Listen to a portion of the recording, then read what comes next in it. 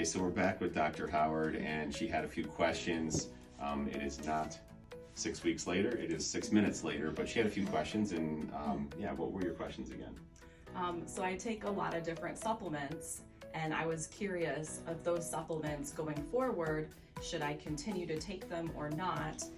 Did they have any contributing factors of causing the calcification, even though the main factor of the calcification was inflammation? Such as vitamin D has been found, if you take too much of it, it can actually cause calcification.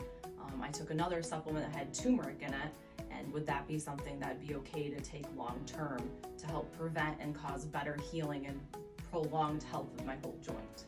Sure. So I think regarding the vitamin D itself, I agree with you. I think it's less the vitamin D. I don't think it was really the vitamin D. I think it's more an impingement, a pinching, a weakness of the rotator cuff muscles that causes the tendon to get inflamed, and the pinching sometimes causes some of the cells to die. When the cells die, they can't pump the calcium out of themselves anymore, and you get a calcium deposit. So that's more of a kind of a traumatic or chronic inflammatory or chronic kind of degenerative process. So I don't think that had anything to do with the vitamin D. Having said that, as far as the turmeric goes, I think that's okay to take because that's an anti-inflammatory, but when we do a biologic procedure where we inject cells or platelets or things like that, we're kind of re-injuring the area and trying to restart the healing process, and inflammation is part.